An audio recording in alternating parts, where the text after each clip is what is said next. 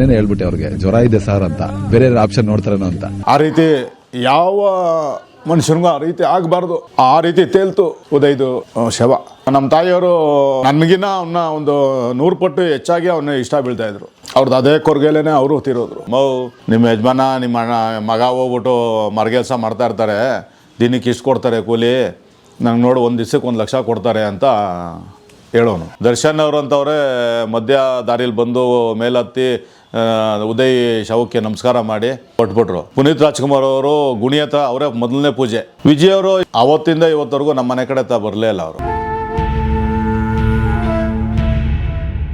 ಸಾಕ್ತಿದ್ದೆ, ಮನೇನು ಖಾಲಿ ಮಾಡಿಬಿಡೋಣ, ಈ ಪಿಕ್ಚರ್ ಆಚೆ ಬಂದಿದ ತಕ್ಷಣ ಅಮೌಂಟ್ ಸ್ವಲ್ಪ ಬಂದರೆ ಎಲ್ಲನೂ ಒಂಚೂರು ಮನೆ ನೋಡೋಣ ಅಂತಲೂ ಸುಂದರ್ ಪಿನು ಅವರು ಇಬ್ಬರು ಮನೆಯೂ ನೋಡಿದರು. ಆ ಕಡೆ ಅಪಾರ್ಟ್ಮೆಂಟ್ಸಲ್ಲಿ ಒಂದು ಮನೆಗೆ ಹೋಗ್ಬಿಡೋಣ ಅಂದರು. ಆಯ್ತಪ್ಪ ಹಂಗೆ ಮಾಡು ಅಂತ ಹೇಳಿದೆ. ಅಷ್ಟಲ್ಲೇ ಹೋಗ್ಬಿಟ್ಟು ಸಂಪಾದನೆಗೆ ಕಾಲು ಇಡ್ತಾ ಇದ್ದ. ಅಷ್ಟೊತ್ತಿಗೆ ಭಗವಂತ ಈ ಥರ ಮಾಡಿಬಿಟ್ಟ. ಏನು ಓದಿದ್ರು ಮಗ? ಅವರು ಅವನು SLC ಮುಗಿಸ್ಕೊಂಡೋದಾಗ ನಾನು ಇದಕ್ಕೆ ಹಾಕಿದ್ದೆ ITಗೆ. ಅಲ್ಲಿ ಆಡ್ತಾ ಬಾಲ್ ಆಡೋಕ್ಕೆ ಹಿಂದ್ಗಡೆ ನರಕ್ಕೆ ಎಡ್ ಬಿದ್ದೋಗ್ಬಿಟ್ಟಿದ್ದೆ ಅಂದ್ಬಿಟ್ಟು ತೆಗ್ದಾಕ್ಬಿಟ್ರು. ಮಾಡಿ ಪ್ರಯೋಜನ ಇಲ್ಲ, ಅವನು ಈ ಥರ ಏಟ್ ಬಿದ್ದಿದೆ ಅಂತ. ಸರಿ ಆಯ್ತು ಅಂದ್ಬಿಟ್ಟು ಬಂದ್ಮೇಲೆ ಆಟ ಬಿಡ್ತಾ ಇದ್ದ ಓನರು ಸ್ಟ್ರೆಂತ್ ಮಾಸ್ಟ್ರು, ಆಟ ಓಡಿಸ್ತಿದ್ರು. ಉದಯ್ ಆಟ ಓಡಿಸ್ತಿದ್ರು ITI ಬಿಟ್ಮೇಲೆ. ಆಮೇಲೆ ಅವರು ಕರ್ಕೊಂಡೋಗಿ ಈ ಕೆಲಸಕ್ಕೆ ಹಾಕ್ಕೊಂಡ್ರು. ಕೃಷ್ಣ ಪಾರ್ಕ್ ಅಂತ ಇದೆ ಅಲ್ಲಿ. ಕೃಷ್ಣ ಪಾರ್ಕ್. ಈ ಗಣೇಶ್ ಅವರೆಲ್ಲ ಬರ್ತಾರೆ. ಸರಿ, ಇವರೆಲ್ಲ ಅಲ್ಲಿಗೆ ಸೇರಿಕೊಂಡು ಅವರು ಅಲ್ಲಿ ಜಿಮ್ ಅದು ಮಾಡ್ಕೊಂಡಿದ್ರು.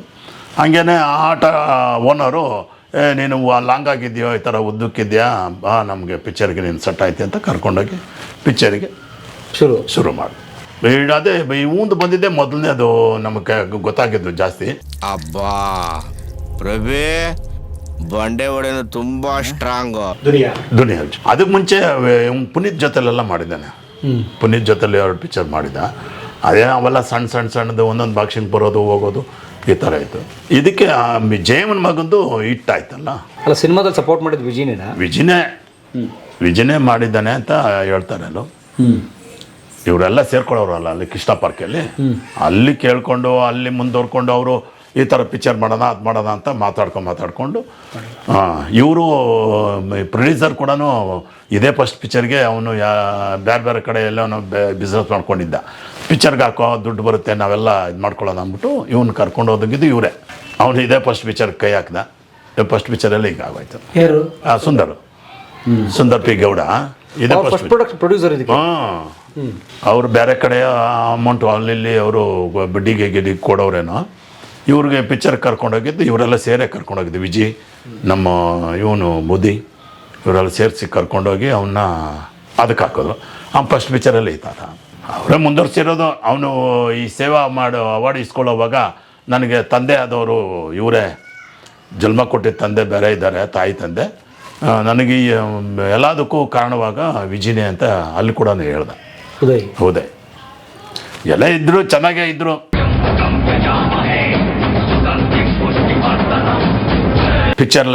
ಪಿಕ್ಚರಲ್ಲಿ ಇರೋರಿಗೆ ಅವ್ರಿಗೆ ಗೊತ್ತಿರುತ್ತೆ ಯಾರ ಮನಸ್ಸು, ಇವ್ರು ಈ ಮನಸ್ಸಲ್ಲಿ ಏನೇನು ಇರುತ್ತೆ ಅಂತ ಯಾರು ಕಂಡು ಹಿಡಿತಾರೆ.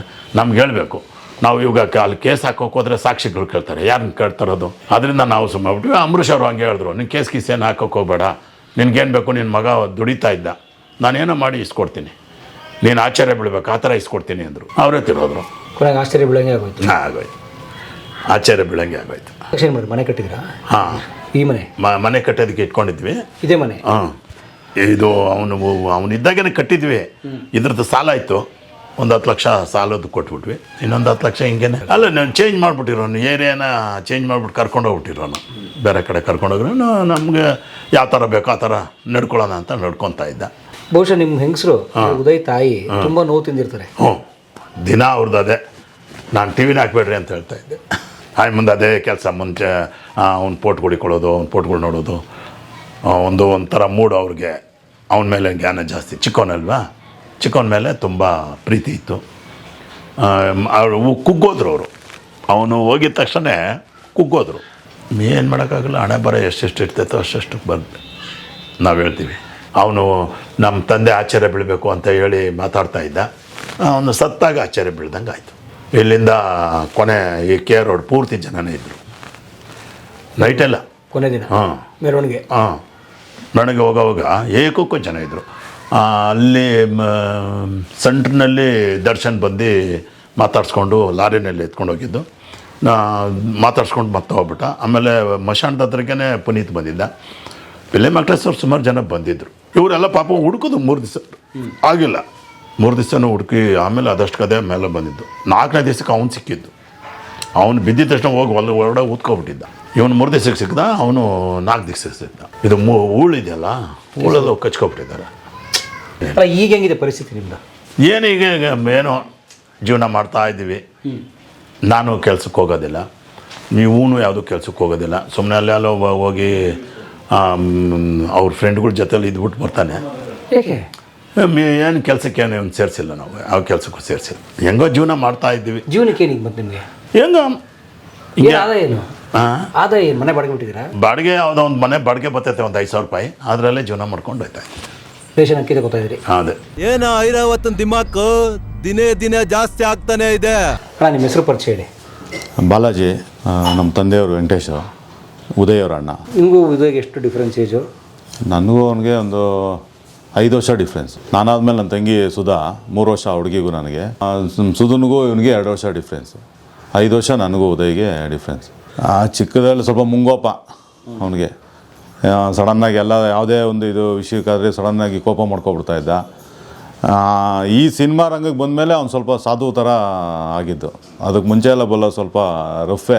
ಈ ಕೆಲಸ ಮಾಡೋಕ್ಕಾಗಲ್ಲ, ನಾನು ಮಾಡ್ತೀನಿ, ಏನಾಗುತ್ತೆ ನೋಡೋಣ ಅನ್ನೋ ಒಂಥರ ಆಟ ಅವಾಗಿಂದ ಅವನಿಗೆ. ಅದೇ ರೀತಿ ಬಂದ, ಹಂಗೆ ಬೆಳೆದ. ಕೊನೆಗೆ ವಿಧಿ ಈ ರೀತಿ ಇದಾಯಿತು. ಸಿನಿಮಾಗೆ ಇಲ್ಲಿ ಕೃಷ್ಣ ಪಾರ್ಕು ಅಂತ ಎಲ್ಲ ವ್ಯಾಯಾಮ ಮಾಡೋಕ್ಕೆ ಹೋಗೋರು. ಅಲ್ಲಿ ದುನಿಯಾ ವಿಜಯ್ ಮತ್ತು ಇಲ್ಲಿ ಬಸವರಾಜ್ ಅಂತಿದ್ದಾರೆ, ಫೈಟ್ ಮಾಸ್ಟ್ರು. ನಮ್ಮ ಗೋಳಿ ಬಸವರು. ಹಾಂ, ಅವರು ಇವರೆಲ್ಲ ಒಟ್ಟಿಗೆ ಅಲ್ಲಿ ಮಾಡ್ತಾಯಿದ್ದು. ಇವರಿಂದನೇ ಬಸವರಾಜ್ ಅವರು ಹೇಳ್ತಾರೆ, ನಮ್ಮ ಶಿಷ್ಯ ಮಾಡಪ್ಪ ಹಂಗೆ ಹಿಂಗೆ ಅದು ಇದು ಅಂತ. ಅವರು ಸಿನಿಮಾಗೆ ಆಗ ಶುರು ಮಾಡ್ತಾರೆ. ಫೈಟರ್ ಆಗಿ ಮೊದಲು ಸಿನಿಮಾ ರಂಗಕ್ಕೆ ಕಾಲಿಡೋದು. ಆಮೇಲೆ ಈಗ ಇತ್ತೀಚೆಗೆ ಆ್ಯಕ್ಟ್ರ್ ಆಗ್ತಾರೆ. ಅದು ತುಂಬ ಕಷ್ಟ ಬಿದ್ದಿದ್ದಾನೆ ಇದಕ್ಕೆಲ್ಲ. ಮತ್ತು ಅಲ್ಲಿ ಖರ್ಚು ವೆಚ್ಚ ಇರುತ್ತೆ. ಸಿನಿಮಾಗೆ ಹೋಗೋದಕ್ಕೆ ಬರೋದಕ್ಕೆ ಸ್ಟಾರ್ಟಿಂಗಲ್ಲಿ ಯಾರು ಏನೂ ಕೊಡೋದಿಲ್ಲ. ಆಟೋ ಓಡಿಸೋನು, ಆಟೋ ಓಡಿಸ್ಕೊಂಡು ಓಡಾಡ್ಕೊಂಡಿದ್ದು, ಅದರಲ್ಲಿ ದುಡಿದು ಆಮೇಲೆ ಅಲ್ಲಿ ಇದು ಮಾಡೋನು. ಸ್ಟಾರ್ಟಿಂಗು ಸಿನಿಮಾ ಕಾರ್ಡ್ ಮಾಡಿಸ್ಬೇಕಂದ್ರೆ 25,000 ದುಡಿಯೋದಕ್ಕೆ ಭಾಳನೇ ತುಂಬ ಕಷ್ಟ ಬಿದ್ದ. ಆಮೇಲೆಲ್ಲ ಸೇರಿ ಇದು ಮಾಡಿ ಏನೋ ಒಂದು ಕಾರ್ಡ್ ಮಾಡಿಸ್ಕೊಂಡಾಗ ಒಂದು ಸತಿ ಹೇಳ್ದೆ ನಮ್ಮ ತಂದೆಯವರಿಗೆ, ಯಾವಾಗ ರಾಜ್ಕುಮಾರ್ನ ಫಿಲಮ್ಗಳಲ್ಲಿ ನೋಡಿ ಇದು ಮಾಡ್ತಾ ಇರ್ತಿಲ್ಲಪ್ಪ, ನಂದು ಒಂದು ದಿವಸ ಸಿನಿಮಾ ಬರುತ್ತೆ ನೋಡು ಅಂದ್ಬಿಟ್ಟು. ಹಂಗೆ ಮಾಡ್ದೆ. ಆಮೇಲೆ ನಮಗೆ ಕೊನೆಯಲ್ಲಿ ತುಂಬಾ ಇದು ಮಾಡ್ತಾಯಿದ್ದೆ. ಇಲ್ಲಿ ವಾತಾವರಣ ಬದಲಾವಣೆ ಮಾಡೋಣ, ಕಗ್ಲಿಪುರ ಕಡೆ ಒಂದು 2 ಎಕರೆ ಜಾಗ ಅಂತ ತಗೊಬಿಡೋಣ, ನಾನು ಅಲ್ಲಿಂದನೇ ಓಡಾಡ್ತೀನಿ ಅಂತೇಳಿ ತುಂಬ ಆಸೆಗಳು ಇಟ್ಟಿದ್ದ ನಮ್ಮ ತಾಯಿಗೆ. ನಮಗೆಲ್ಲ ದುಃಖ ಆಗುತ್ತೆ ಅದು ಬಂದರೆ. ಜಲಕ ಜಲಕ ಜಲಕ ಜಲಕ ಜಲಕ ಜಲಕ ಜಲಕ ಜಯಮ್ಮ. ಕೊನೆ ದಿನ ಅದೇ ಅವನು ಭಾನುವಾರ ಇಲ್ಲಿ ಬಂದಿದ್ದ ಮನೆ ಹತ್ರ. ಇಲ್ಲಿ ಬಂದು ಬೆಳಿಗ್ಗೆನೇ ನಾನು ವಾಕಿಂಗ್ ಹೋಗಿ ಬಂದಿದ್ದೆ. ಬಂದಾಗ ಎದುರುಗಡೆ ಸಿಕ್ಕಿದ. ಆಮೇಲೆ ಯಾವುದೋ ವೀಡಿಯೋ ಕ್ಲಿಪ್ಸ್ ಎಲ್ಲ ತೋರಿಸ್ತಾ ಇದ್ದ. ಸಿನಿಮಾ ಎಲ್ಲ ಫುಲ್ ಕ್ಲಿಯರ್ ಆಗಿದೆ, ನಾವು ಕುಂಬಳಕಾಯಿ ಎಲ್ಲ ಹೊಡೆದು ಇದಾಗಿದೆ, ಸೀನೆಲ್ಲ ಇದ್ರಲ್ಲಿ ತೊಗೊಂಡಿದ್ದೀವಿ, ಎಲ್ಲ ಮುಗಿದೋಗಿದೆ. ಈಗ ಒಂದು ಅಡ್ವರ್ಟೈಸ್ಮೆಂಟ್ ಥರ ಆಗುತ್ತೆ, ನಾವು ಇದರಿಂದ ಬಿದ್ದರೆ ಸ್ವಲ್ಪ ಜಾಸ್ತಿ ಸಿನಿಮಾ ಬಗ್ಗೆ ಕ್ಯೂರಿಯಾಸಿಟಿ ಸಿಗುತ್ತೆ ಅನ್ನೋ ಇದಕ್ಕೆ ಇವತ್ತೊಂದು ಸೀನ್ ಇದೆ. ಇದು ಮುಗಿಸ್ಕೊಂಡು ತಮಿಳ್ನಾಡಿಗೆ ಹೊರಡಬೇಕು. ವಿಜಯ್ ಅವರದ್ದು ಇದು ಬುಕ್ ಆಗಿದೆ. ತಮಿಳ್ನಾಡು ವಿಜಯ್ ಹೀರೋ ಇದೆಯಲ್ಲ, ಜಲಪತಿ ವಿಜಯ್, ಅವ್ರ ಜೊತೆ ಯಾವುದೋ ಒಂದು ಸಿನಿಮಾಗೆ ಮಾತುಕತೆ ಆಗಿತ್ತು ಅಂತ ಹೇಳ್ತಾ ಇದ್ದ. ಅಲ್ಲೋಗಿ ಮಾಡಬೇಕು ಅಂತ. ಸರಿ ಅಂತ ನಾವು ಮಾಮೂಲಿ ಜನರಲಾಗಿ ಶೂಟಿಂಗ್ ಹಿಂಗೆ ಹೇಳ್ಬಿಟ್ಟು ಹೋಗ್ತಾನಲ್ಲ, ನಾವು ಏನು ಇದು ಮಾಡ್ಕೊಳ್ಳಿಲ್ಲ. ನಾನು ನನ್ನ ಫ್ರೆಂಡ್ ಅವ್ರ ಹತ್ರ ಜೊತೆಲಿ ಎಲ್ಲ ಹೊರಗಡೆ ಹೋಗ್ಬೇಕಾಯ್ತು. ಕೊಟ್ಟಿದ್ದೆ. ಒಂದು 11 ಗಂಟೆ ಏನೋ ಫೋನ್ ಬಂತು. ಈ ಥರ ಏನೋ ನೀರಿಂದ ಸೀನ್ ಇದು ಮಾಡೋಕ್ಕೆ ಹೋಗಿ ನೀರೊಳಗಡೆ ಬಿದ್ದರಂತೆ, ಎದ್ದೊಳಿಲ್ಲ ಅಂತ. ನಾವು ಏನು ಅಂದ್ಕೊಂಡ್ವಿ ಅಂದರೆ, ಏನೋ ಸಿನಿಮಾಗೇನೋ ಗಿಮಿಕ್ ಮಾಡ್ತಾ ಇರ್ಬೋದು, ಸ್ವಲ್ಪ ಏನೋ ಇದು ಮಾಡ್ತಾ ಇರ್ಬೋದೇನೋ ಅನ್ನೋ ಥರ ಫಸ್ಟು ಇದು ಮಾಡಿಕೊಂಡೆ. ಆರಾಮಾಗಿರ್ತಾನೆ, ಸುಮ್ಮನೆ ಯಾವುದೋ ಒಂದು ಸೀನ್ ತೋರಿಸ್ಬೇಕು ಅಂತ ಹಿಂಗೆ ಮಾಡಿರ್ತಾರೆ ಅನ್ನೋ ಥರ. ಅದಾದಮೇಲೆ ಒಂದು 1/4 ಗಂಟೆ ಅಷ್ಟೊತ್ತಿಗೆ ಸುಮಾರು ಫೋನ್ಗಳು ಬರ್ತಾನೆ ಇತ್ತು. ಏನು ಈ ಥರ ಹೇಳ್ತಾರೆ, ಹೋಗೋಣ ನಡೀರಿ ಅಂತ ನನ್ನ ಫ್ರೆಂಡ್ಸ್ ಎಲ್ಲ ಇದ್ದಾರೆ, ಎಲ್ಲ ಒಟ್ಟಿಗೆ ಸೇರಿಕೊಂಡು ಇಲ್ಲಿಂದ ಹೊರಟೆ ಜಾಗಕ್ಕೆ ಕೆರೆ ಹತ್ರ ಹೋಗ್ತಾ ಇದ್ದಂಗೆ ಇಲ್ಲ ಅವರು ಸಿಗ್ತಾ ಇಲ್ಲ, ಎಲ್ಲ ಹುಡುಕ್ತಾ ಇದ್ದಾರೆ ಅಂತ ಹೇಳ್ಬಿಟ್ಟು ಇದು ಮಾಡಿದ್ರು.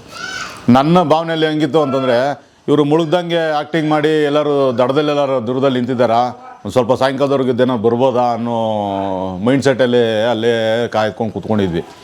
ನಾನು ದಡ ಎಲ್ಲ ನೋಡೋದು, ಯಾರೋದು ಒಂದು 2 ತಲೆ ಕಾಣಿಸಿದ್ರೆ ಅನಿಲ್ ಉದಯ್ ಅಲ್ಲಿದ್ದಾರೇನೋ, ಇಲ್ಲಿದ್ದಾರೇನೋ ಅನ್ನೋ ಥರ ಈ ರೀತಿ ಮಾತಾಡ್ತಾ ಇದು ಮಾಡ್ಕೊತಾ ಇದ್ದೆ.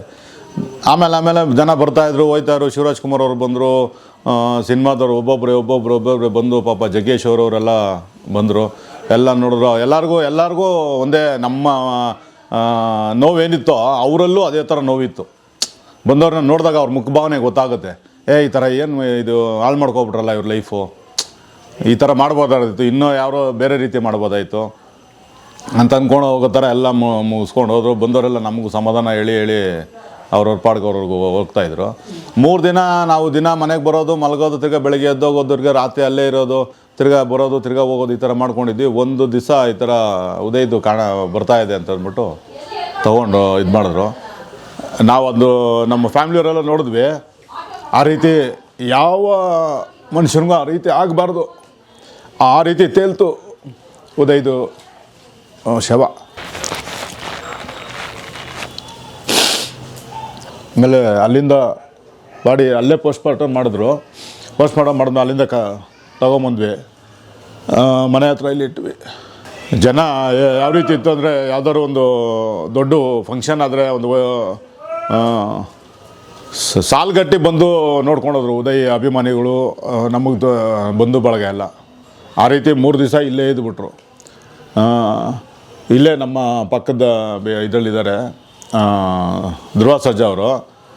3 ದಿನವೂ ಮನೇಲೇ ಇದ್ಬಿಟ್ರು, ನಮ್ಮ ಮನೇಲೆ. ನಮ್ಮ ತಾಯಿಗೆ ಸಮಾಧಾನ ಮಾಡಿಕೊಂಡೆ. ನಮ್ಮ ತಾಯಿಯವರು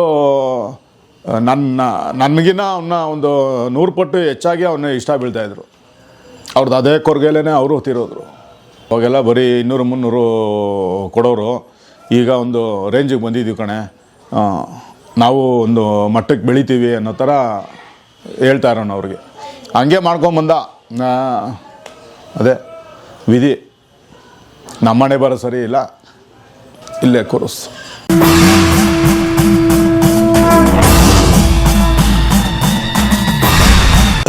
ರಾಮನಗರ ಪೊಲೀಸರು ಇದು ಮಾಡಿದ್ರು. ಅಲ್ಲಿ ಸುಮಾರು ಜನ ಅದೇ ಹೇಳಿದ್ರು, ಈ ಥರ ಹಿಂಗೆ ಮಾಡಿದ್ದಾರೆ, ಮಾಡಬಾರ್ದಾಯಿತು, ಅವ್ರು ಪರ್ಮಿಷನ್ನೇ ತೊಗೊಂಡಿಲ್ಲ, ನೀವೇನು ಕೇಸ್ ಹಾಕೋಂಗಿಲ್ಲ, ನಾವು ಸರ್ಕಾರದಿಂದನೇ ಕೇಸ್ ಹಾಕ್ತೀವಿ, ಅತಿಕ್ರಮ ಪ್ರವೇಶ ಮಾಡಿರೋದು ಇದನ್ನು ತಿಪ್ಕೊನಹಳ್ಳಿ ಕೆರೆ. ಆಮೇಲೆ ಇವನು ಉದಯ್ ನಮ್ಮ ಹತ್ರ ಹೇಳ್ತಾ ಇರೋದು ಏನಂದರೆ, ಒಂದು 20 ಅಡಿ ದೂರದಲ್ಲಿ ಸುಮ್ಮನೆ ನೀರೊಳಗೆ ಹಿಂಗೆ ಧುಮ್ಕೋದು, ಆಮೇಲೆಲ್ಲ ನಾವು ಪರದೆಲ್ಲ ಇದರಲ್ಲಿ ತೋರಿಸ್ಕೊತೀವಿ ಅಂತ ಮಾತಾಡಿದ್ದು. ಅವನು ಭಾನುವಾರ ಹೇಳಿದ ವಿಷಯ ಇಲ್ಲ ಅಂದರೆ, ಅಯ್ಯೋ ಒಂದು ಹೇಳ್ತಾನೆ ಇದ್ದೀವಿ, ಎಲ್ಲ ಆಗೋಗಿದೆ, ಕುಂಬಳಕಾಯಿ ಎಲ್ಲ ಹೊಡೆದು ತಿರ್ಗಾ ಏನೋ ಒಂದು ಇದಕ್ಕೋಸ್ಕರ ಕರ್ಕೊಂಡೋಗಿದ್ದಾರೆ, ಇದೊಂದು ಮುಗಿದು ಬಿಟ್ರೆ ಸಾಕಪ್ಪ, ನಾನು ತೆಲುಗು ತಮಿಳು ಎಲ್ಲ ಓಡಾಡ್ಕೊಂಡು ಇದು ಮಾಡ್ಕೊತೀನಿ ಅಂತ ಮಾತಾಡೋನು. ಆಮೇಲೆ ಅವನು ಮಾಮೂಲಿ ಒಂದೊಂದು ಸತಿ ಇದನ್ನ ಹೇಳ್ಕೊಂಡು ಹೋಗೋನು. ಸಿನಿಮಾದ ಯಾವುದೇ ಇದ್ರೂ ಎಲ್ಲ ಹಂಚ್ಕೊಳ್ಳೋನು, ಸಣ್ಣ ಪುಟ್ಟ ಇದ್ರೂ ಬಂದು ಹೇಳೋನು, ಇವ್ರು ಹಿಂಗೆ ಮಾತಾಡ್ತಾರೆ, ಅವ್ರು ಹಿಂಗೆ ಮಾತಾಡ್ತಾರೆ, ಇಷ್ಟೆಲ್ಲ ಇದು ಮಾಡಿಕೊಂಡು ಇವಾಗ ಒಂದು ಲೆವೆಲ್ಗೆ ಬಂದಿದ್ದೀವಿ, ಈಗ ನಾವು ಹೇಳ್ದಂಗೆ ಅವರೆಲ್ಲ ಕೇಳಬೇಕು, ಆ ಥರ ಇದ್ದೀವಿ ಅಂತ ಹಿಂಗೆಲ್ಲ ಹೇಳೋನು ಒಂದ್ಸತಿ. ಆಮೇಲೆ ಏನೋ ಮಾಡಪ್ಪ, ಎಲ್ಲೋದ್ರೂ ಸ್ವಲ್ಪ ತಲೆ ಬುಗ್ಕೊಂಡು ಓಡಾಡ್ಕೊಂಡು ಮಾಡ್ಕೊಂಡು ಹೋದ್ರೆ ಸರಿ ಹೋಗುತ್ತೆ ಅಂತ ನಾವು ಹೇಳ್ತಾಯಿದ್ವಿ. ಆಮೇಲೆ ನನ್ನನ್ನು ಅಣ್ಣ ಅನ್ನೋದಕ್ಕಿಂತ ಅವನು ಫ್ರೆಂಡ್ಸ್ ಥರನೇ ಮಾತಾಡ್ಸೋನು. ಮಾಸ್ತಿಗುಡಿ ಫಿಲಮ್ಗೆ ರಾಮನಗರ ಪೊಲೀಸು ಇದಕ್ಕೆ ನನ್ನನ್ನು ಕರ್ಕೊಂಡೋಗಿರ್ತಾನೆ. ಶೂಟಿಂಗ್ ಒಂದು ಫೈಟ್ ಸೀನು ಎಲ್ಲ ಮುಗಿಸ್ಕೊಂಡು ಒಂದು ರೆಸಾರ್ಟಲ್ಲಿ ವಿಜಯ್ ಅವ್ರಿಗೆ ರೂಮ್ ಮಾಡಿರ್ತಾರೆ. ನೈಟ್ ನಾನು ಅಲ್ಲಿ ಕರ್ಕೊಂಡೋಗಿ ಅವ್ರ ಜೊತೆ ಊಟನೂ ಮುಗಿಸ್ಕೊಂಡು ಮತ್ತು ಅಲ್ಲಿಂದ ನಾವು ವಾಪಸ್ ಬರ್ತೀವಿ. ಇಲ್ಲಿಂದ ಹೋಗ್ಬೇಕಾದ್ರೆ ಒಂದು 5 ಲಕ್ಷ ಕ್ಯಾಶು ಡಿಕ್ಕಿಲಿ ಇಟ್ಕೊಂಡು ಎತ್ಕೊಂಡೋಗಿ ಸಿನಿಮಾಗೆ ಅಲ್ಲಿ ಕೊಡ್ತೀವಿ.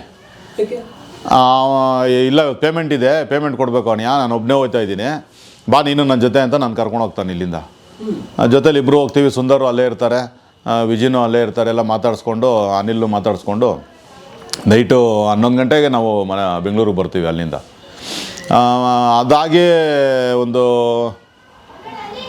15-20 ದಿವಸ ಆಯ್ತೇನೆ ಅನಿಸುತ್ತೆ.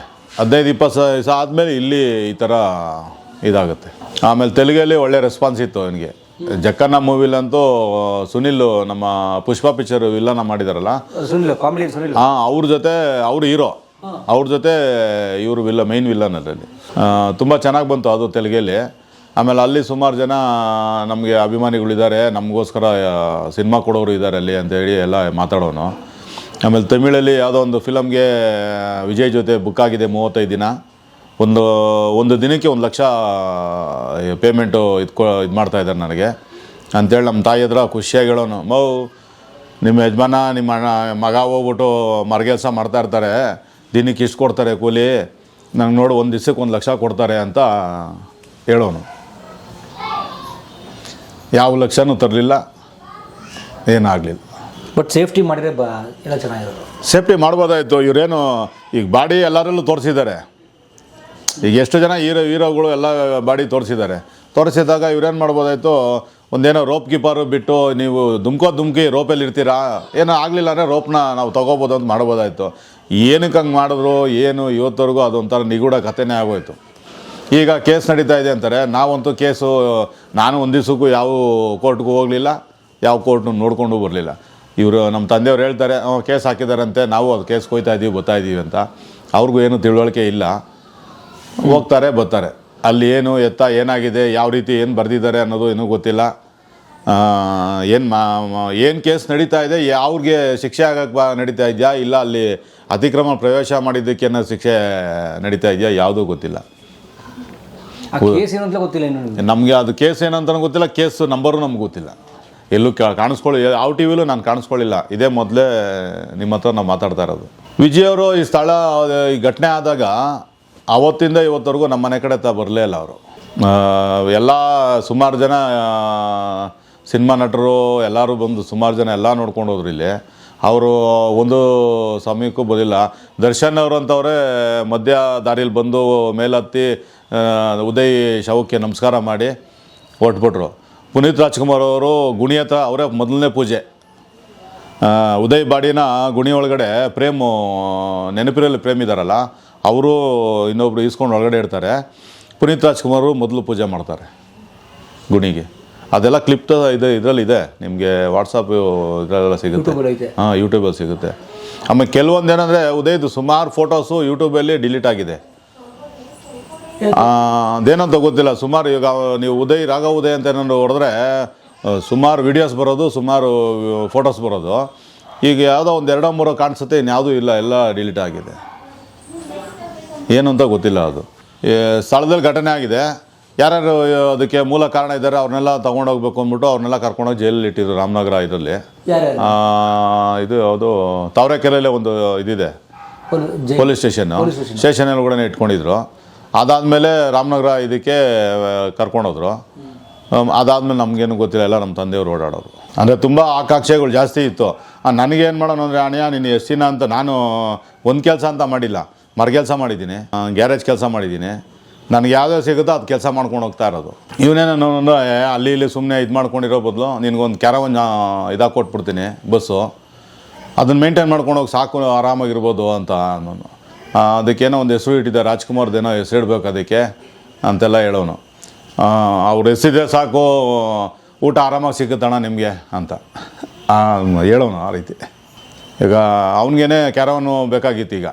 ಈಗ ಬಂದಿರೋ ರೇಂಜ್ಗೆ ಎಲ್ಲೂ ಬೇರೆಯವ್ರದ್ದು ಯಾರೂ ಇಲ್ಲ. ನನ್ನ ಶೂಟಿಂಗ್ ಇದ್ದಾಗವರೆಗೂ ನನಗೆ ಕಳಿಸೋರು, ನಿನಗೆ ದಿನಕ್ಕೆ ಇಷ್ಟು ಅಂತ ಬರುತ್ತೆ ಪೇಮೆಂಟು, ನೀನು ಅದೊಂದು ಮೇಂಟೈನ್ ಮಾಡ್ಕೊಂಡಿರು ಅನ್ನೋನು. ಆಮೇಲೆ ಅವನು ಯಾವ್ದಾದ್ರು ಈ ಪೇಮೆಂಟ್ ಕೊಡ್ಬೇಕಾದ್ರೆ ಆಫೀಸ್ಗಳಲ್ಲಿ, ಇವ್ನು ಸಿನಿಮಾ ಮಾಡಿರೋ ಆಫೀಸ್ಗಳಲ್ಲಿ ಕಲೆಕ್ಟ್ ಮಾಡ್ಕೊಂಬರ್ತಾಯಿದ್ದೆ. ಜೊತೆಲಿ ಓಡಾಡಿಕೊಂಡು ಇದು ಮಾಡ್ಕೊಂಡು ಬರೋರು. ಇವನು 15 ದಿವಸಕ್ಕೋ 1 ತಿಂಗಳಿಗೊಂದು ಸತಿ ನಮಗೆ ಮ್ಯಾಚ್ ಸಿಗ್ತಾಯಿದ್ದು. ಮಾತಾಡಿಸ್ಕೊಂಡು ಇದು ಮಾಡ್ಕೊಂಡು ಹಿಂಗೆ ಫೋನ್ ಮೇಲೆ ಹೇಳೋನು, ಅಣ್ಣ ಇಂಥ ಕಡೆ ಹೋಗು, ಅಲ್ಲಿ 1 ಲಕ್ಷ ಕೊಡ್ತಾರೆ, 50,000 ಕೊಡ್ತಾರೆ ಅಂತ ಹಿಂಗಂದರೆ ಆ ಜಾಗದಲ್ಲಿ ಹೋಗೋದು ಅವ್ರ ಹತ್ರ ಇಸ್ಕೊಂಬರೋದು. ಕೆಲವೊಂದು ಪೇಮೆಂಟ್ಗಳು ಬರಲೇ ಇಲ್ಲ. ಈ ಭರ್ಜರಿ ಫಿಲಮ್ದು ಪೇಮೆಂಟ್ ಬರಲಿಲ್ಲ.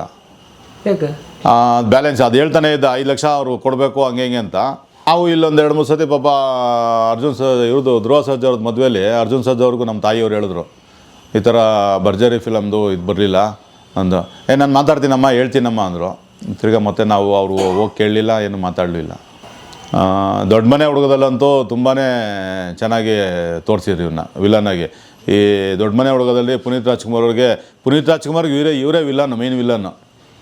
ರವಿಶಂಕರು ಅಂಬರೀಷ್ಗೆ ವಿಲನ್ ಆಗ್ತಾರೆ, ಇವರು ಡೈರೆಕ್ಟು ಪುನೀತ್ ರಾಜ್ಕುಮಾರ್ಗೆ ಮೇನ್ ವಿಲನ್ ಆಗಿರ್ತಾರೆ. ತುಂಬ ಒಳ್ಳೆ ಸಿನಿಮಾನು ಬಂತು, ಹಂಗೆ ಚೆನ್ನಾಗಿ ಹೆಸರು ಬಂತು ಅವ್ರಿಗೆ. ಏನೊಂದು ನೋವು ಅಂದರೆ ನಮಗೆ ಇವನು ಕೈ ಬಿಟ್ಟು ಹೋದಾಗಿಂದ ಮನೆ ಪರಿಸ್ಥಿತಿನೂ ಅದೇ ರೀತಿ ಆಗೋಯ್ತು. ನಮ್ಮ ತಾಯಿಯವರು ಬರೀ ಅದೇ ಯೋಚನೆ, ನಮಗೂ ಅದೇ ಯೋಚನೆ ಶುರು ಆಗೋಯ್ತು. ಕಡೆಗೆ ಅವರು ನಮ್ಮ ತಾಯಿಯವರು ತೀರೇ ಹೋದರು ಇದೇ ಇದರಿಂದನೇ. ಸುಮ್ಮನೆ ಜಾರಿದ್ದಷ್ಟೇ ಮನೇಲಿ, ಕೆಳಗೆ ಬಿದ್ದವರು ಇಲ್ಲ. ಹಾಲಲ್ಲಿ ಬಚ್ಚಲ್ಮಣ್ಣಲ್ಲ ಈ ಅಲ್ಲಿಂದ ಬಂದರು ಹಿಂಗೆ ಒಳಗೆ ಹಿಂಗೆ ಜಾರಿದ್ದಷ್ಟೇ, ಹಿಂದಕ್ಕೆ ಹಿಂಗೆ ಬಿದ್ದರು. ತಲೆ ಹೊಡ್ಬಿಡ್ತು. ಓಪನ್ ಆಗಿಲ್ಲ, ತಲೆ ಏನೂ ಆಗಲಿಲ್ಲ. ಇಲ್ಲಿಂದ ಹಾಸ್ಪಿಟ್ಲಿಗೆ ಕರ್ಕೊಂಡೋದ್ವಿ. ಅವರು ಬ್ರೈನ್ ಡೆಡ್ ಇದಾಯಿತು ಅಂದರು. ಆಮೇಲೆ ಹಾರ್ಟ್ಬಿಟ್ ನಿಂತೋಯ್ತು ಅಂದರು. ಆಗ ಸೆಕೆಂಡ್ ಕೊರೋನಾ, ನಾವು ಯಾರಿಗೋ ವಿಷಯ ತಿಳ್ಸೋಕ್ಕಾಗಿಲ್ಲ, ಎಲ್ಲ ಇದು ಮಾಡಿ ನಾವೇ ಮುಗಿಸಿದ್ವಿ.